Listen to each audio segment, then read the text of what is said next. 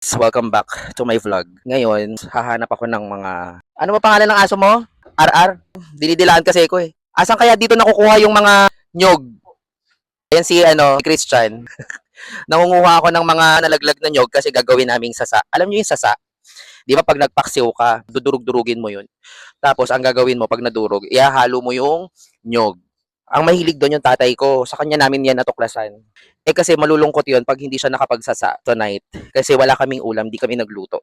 Tira kasi kaming ulam nung kaninang tanghali. Tapos sabi ko na lang kami, mag sardinas. Kasi nakakatamad na magluto. Ngayon, pag ang ulam namin sardinas, nagagalit yung tatay ko.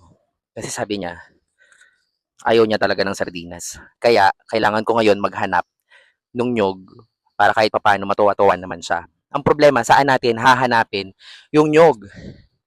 Eh, hindi ko alam kung anong itsura ng nyog.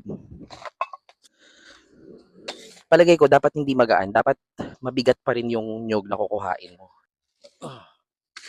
Magpapatulong tayo kung anong klaseng nyog ang hahanapin natin. Kasi since hindi ko alam yung hahanapin kong nyog, magpapatulong tayo kung anong klaseng nyog ba yung hinahanap natin. Sumugod tayo, that's di natin alam.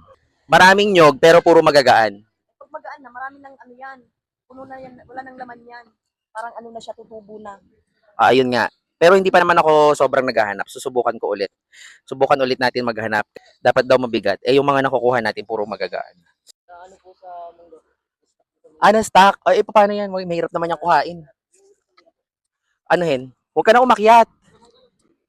Na-stock daw sa mangga, yung nyog. Uy! Marunong ka ba umakyat? So ngayon, uugain niya yung mangga sa ngalan ng nyog. So wala. Dapat pala bumili na lang. So ano tong vlog?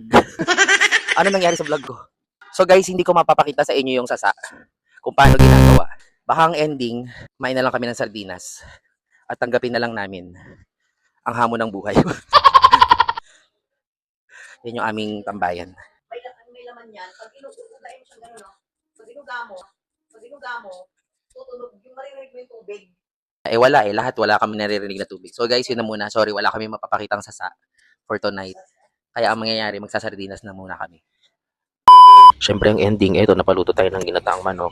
Kaysa naman masinghalan tayo mamaya. O ayan, at tokwa na may sesame oil. Ay naku, parang napalala pa.